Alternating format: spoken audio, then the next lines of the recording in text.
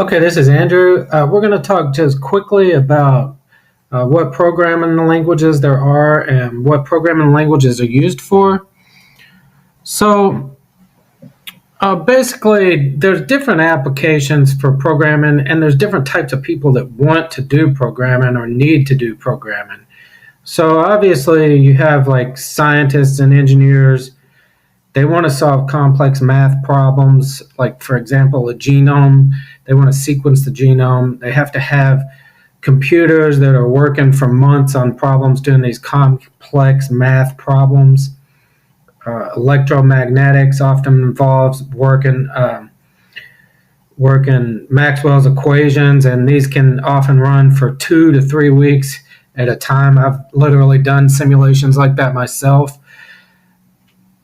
The example of programming languages are MATLAB, C++, Python. These are all programming language problems doing these complex math problems. Electromagnetics often involves working Maxwell's equations, and these can often run for 2 to 3 weeks at a time. I've literally done simulations like that myself. The example of programming languages are MATLAB, C++, Python. These are all programming languages that you would use for this type of application. And then there's web developers. Obviously, you have PHP, Java, Python. They need to create dynamic websites, which takes in data and then puts out data, reads and writes it from databases, things of that nature. Then you have game developers that, just want to develop games. Again, you're looking at C#, C++, Java, Python, and there's many more programming languages. These are just some of the major ones. Okay, and then you have engineers that want to just connect applications as well. So you choose a different language that you may be good at or that might be specifically tailored to a specific application. But this course is focused on what you need to know in Python to automate networks. That's exactly what this of game developers that just want to develop games. Again, you're looking at C#, C++, Java, Python, and there's many more programming languages. These are just some of the major ones. Okay, and then you have engineers that want to just control devices like in factories or networks, and that's ladder logic is used, or Java, Python, things of this nature. So a lot of people use code for a lot of different reasons, but you can see even the languages overlap and can be used for different applications as well. So you choose a different language that you may be good at or that might be specifically tailored to a specific application. But this course is focused on what you need to know in Python to automate networks. That's exactly what this course. Okay, so you may be thinking, okay, there's just a lot of programming languages out there. There's a lot of different applications, and different programming languages can be used for different or even same applications. So can you use Java for network engineering? Of course you can. You can use other languages. So why use Python for network engineering? Okay. Well, Python is considered network engineering. Of course you can. You can use other languages. So why use Python for network engineering? Okay. Well, Python is considered easy, right? Okay. Well, and that is true in the sense of Python syntax. Okay, so let's take a look at, to print hello world right here, it's just one simple line in Python, right? Now look over here at C++ how to print hello world. It's a lot more cryptic. Okay, so you can see that, and this tends to hold through most of the programming in Python, is that many of the concepts are the same. It's just the syntax is easier. So don't be misled that because Python is considered easy or not as cryptic as some other languages, Python is still very powerful. And certainly anything you need to do, well, let's say almost anything you need to do for network engineering, you can do it with Python. So don't let this mislead you when you hear that Python is easy or Python is simplified. It still has pretty much all the same functionalities and concepts as other programming languages. It's just the syntax is easier, and it's easier to get started as a first language, right? Because that's the thing is maybe you'll start off learning the Python and learning all the concepts in Python, and then you're in the C++ world and learn all the cryptic syntax and such. And, then you can become this guy if that's what you want to do. I mean, most of us are just network engineers. We don't want to live and breathe code. These type of people, they don't want to even know about networks, really. So that kind of brings us to another concept is Python a requirement for network engineering?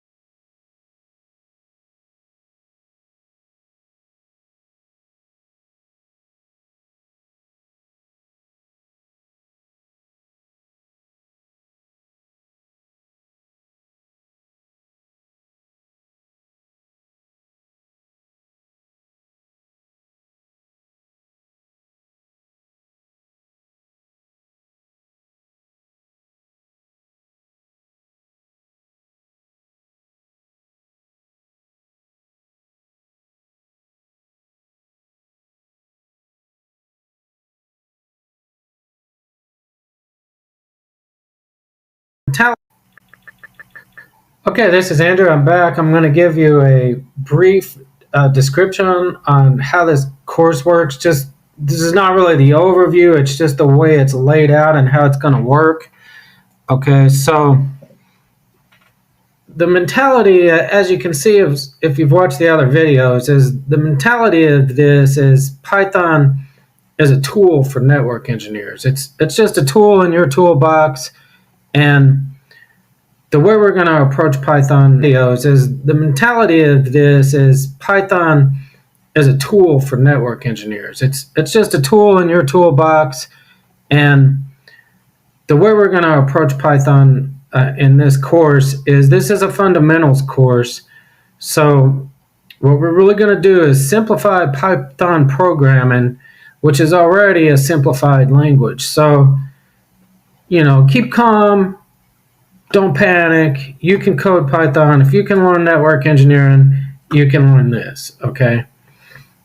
We're going to use Python to automate network tasks. We're going to look at that some in this course. So first, what we're going to do is we're going to download Python for Windows, okay? Because generally, you're going to use Python in Linux because Linux already has the packages you need in order to talk to routers and such, but we need to get that far along first anyway in Python. You got to learn the basics of programming in Python. So we're going to start out doing it in Windows, and for a number of reasons. One, if you haven't used VirtualBox and Linux, I don't want you to have to see VirtualBox, Linux, and Python all new for the first time, okay? I assume that you're all network engineers or aspiring network engineers, and most likely you've seen GNS3 and likely done some VirtualBox, but what I want to do right now is just focus on Python, get you a little comfortable doing Python, get you a little comfortable doing Python fundamentals, and then we're going to download VirtualBox, Linux, GNS3, and start putting all that together and doing a little bit of Python reading and routing right into routers. Okay, there is a second course, and the second course is going to be more advanced and just specifically focused on reading and writing to routers and networking equipment and applications. This one is the getting started. This is the fundamentals. It gets you the basics of Python, get you going with Python, get you talking to routers, and hopefully that'll be enough to get you prepared for the next course. Okay, so I hope you enjoy the course. I've put a lot of work into this, and I've do a lot of this myself. I teach these courses at the City University, and I do a lot of this in my networking experience. Okay, thank you. I'm going to briefly discuss the software that you're going to need to download for this course. The good thing is it's all free. So you want to download Notepad++. Here's the link. You also want to download Python. I'm using 2.7.11. Here's the link for that. These two have to be downloaded right away and installed on your computer. I'm using Windows.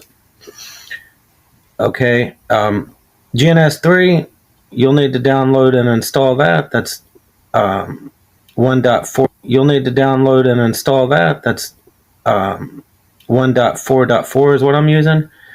And VirtualBox is near the end of this course. You'll need to download that. I'm using 5.0.16. Here's the link. So you just go to their web pages. GNS3, you'll need to download and install that. That's 1.4.4 is what I'm using. And VirtualBox is near the end of this course. You'll need to download that. I'm using 5.0.16. Here's the link. So you just go to their web pages.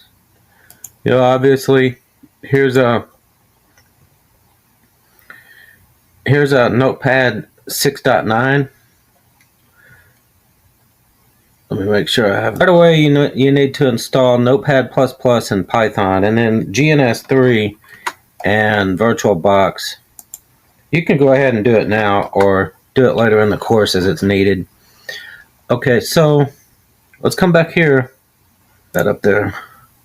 I'm using Notepad Plus 6.9. These are all versions.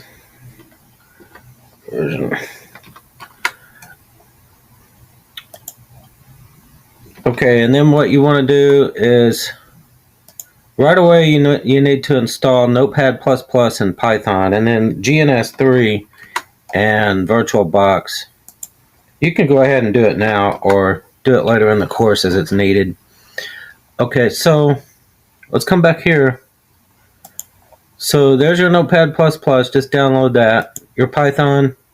Do the 2.7.11, because the thing is, the older version of Python supports much more libraries than the newer version of Python, the 3.5, and they are a little different. Everybody at this time seems to still be using the 2.7, so eventually that's probably going to change, but for now we're using 2.7.11. GNS3, come here to their web page. Most of you probably already have it. Do the free download. You'll have to create an account, and then you get the free GNS3. And then come to VirtualBox. I choose 5.0.16 for Windows. Okay. So go ahead and at least get Python downloaded and Notepad++, and then we can start programming in Python right away. Thank you. is to download Notepad++. Notepad++ is a great free text editor for programming languages, and it works very well with Python.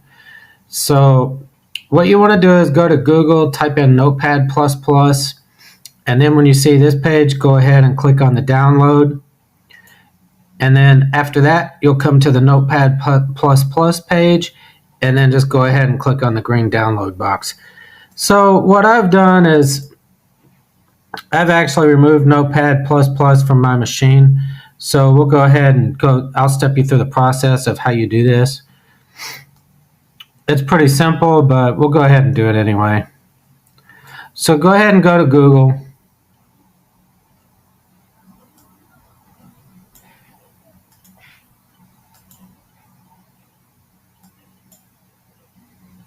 And then just type in Notepad++. Then click on the download. This will bring you to the download. Go ahead and click on the green download. You'll see it takes about 20 seconds to download on my wireless network here. And then what you want to do is just go ahead and do on open and accept all the defaults. You can choose to shortcut to your desktop if you like, but that's your option. Next. Here's a shortcut on your desktop. Go ahead and install. And then when you're done, click finish. And when you see, it might be behind here. There it is. Okay, so when you see this, then you know you did it properly, and you're now ready to start writing scripts, but we haven't downloaded Python yet. So the next video is going to be downloading Python, and then we should be ready to start doing our code. Okay, thank you. Andrew, I'm back with Python for Network Engineers.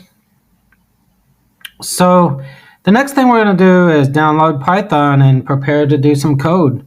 Okay, so basically what you want to do is go to Python's page, and you're given an option to download Python 2 or 3. Okay, so we're going to go with 2 because at the time of this recording, and maybe for some time to come, the way it works is, one reason Python is good for network engineering is a lot of code has been written that allows you pre-configured code such that you can interface with routers and switches and such, and these exist for Python 2. At the time of this record, now you want to go with Python 2, and I'm going to go ahead and show you, again, like we did with Notepad+, I'm going to walk through the steps for you. So just go ahead and Google Python. Now you want to go with Python 2, and I'm going to go ahead and show you, again, like we did with Notepad+, I'm going to walk through the steps for you. So just go ahead and Google Python.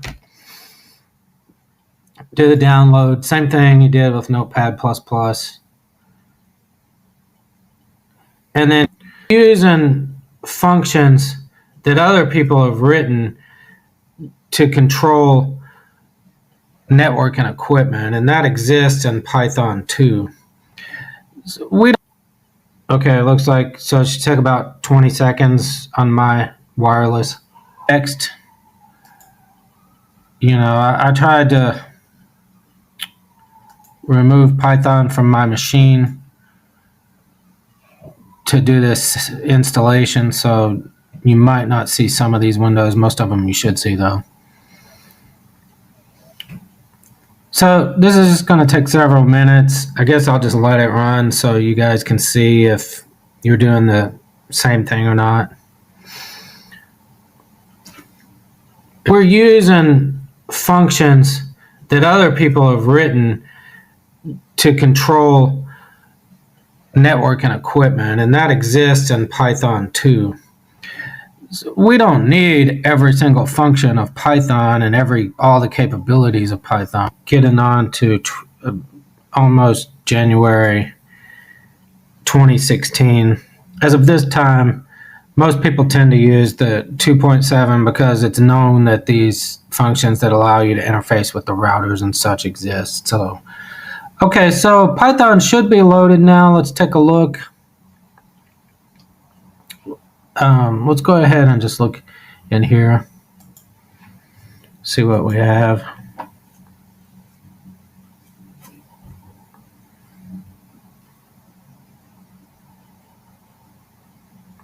So again, just a quick note, as of this time, and it's now getting on.